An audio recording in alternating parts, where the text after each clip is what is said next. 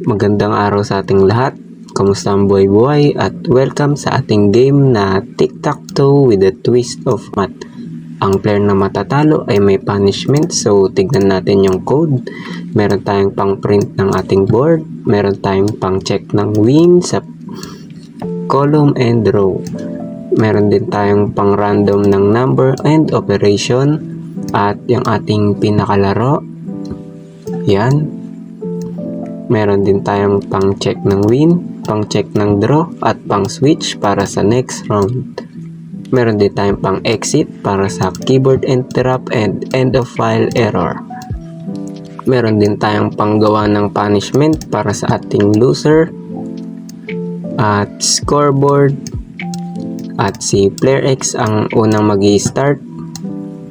At kung 3 points na sila, si X or si O ay mananalo. So, laruin natin yung code. So, welcome sa Tic-Tac-Toe with a twist of a math. So, round 1, gawin natin 1 si X. Okay, nag-update yung scoreboard, 1 na si X. So, gawin naman natin 1 si O. So, 1-1 na sila. So, ang gawin naman natin, ipa 3-1 natin sila.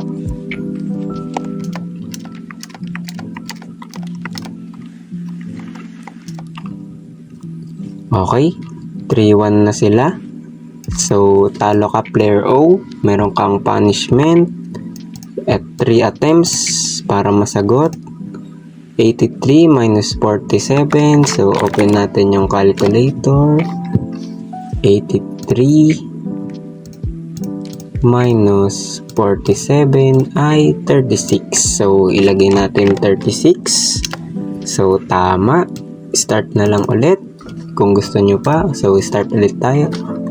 At check natin yung mga errors. So, keyboard interrupt detected. Gusto mo na bang mag-exit? So, no. At doon ulit siya mapupunta sa ating Tic-Tac-Toe. So, gawin naman natin ang end of file. End of file. So, yun. Makikita natin na hindi nag-end. So, pipili ka lang kung yes or no. Kapag yes, mag-end. Kapag no, syempre, magtutuloy pa rin yung game. No? So, yun lang.